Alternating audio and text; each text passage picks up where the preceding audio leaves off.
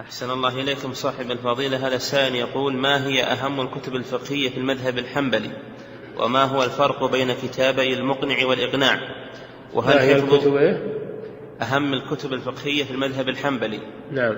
وما هو الفرق بين المقنع والإقناع؟ وهل حفظ متن الزاد أمر لا بد منه لطالب العلم؟ الكتب الفقهية في المذهب الحنبلي كثيرة ولله الحمد، وهي درجات، منها المختصر ومنها المتوسط ومنها المطول. أنا من المختصرات زاد المستقنع، اختصار المقنع، ومنها متن الدليل، ومنها عمدة الفقه، ومنها أخصر المختصرات. هذه كلها مختصرات في الفقه الحنبلي.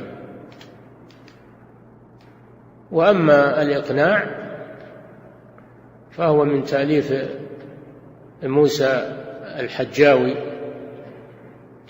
مؤلف زاد المستقنع. وأما المقنع فهو من تأليف ابن قدامة، الموفق ابن قدامة، من تأليف الموفق ابن قدامة رحمه الله. ولا يقتصر على قول واحد، وإنما فيه أكثر من قول في المذهب، يذكر الروايتين ويذكر بعض الوجوه، ويذكر لتدريب طالب العلم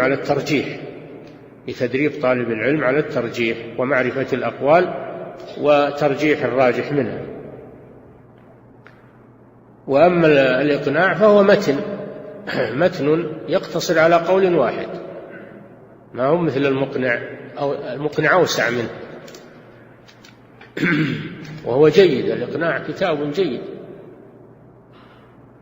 من كتب المذهب المعتمدة، مع متن المنتهى، وهو يعني يتنافس مع متن المنتهى.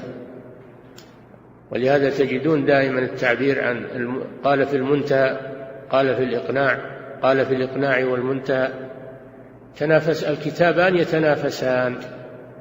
نعم.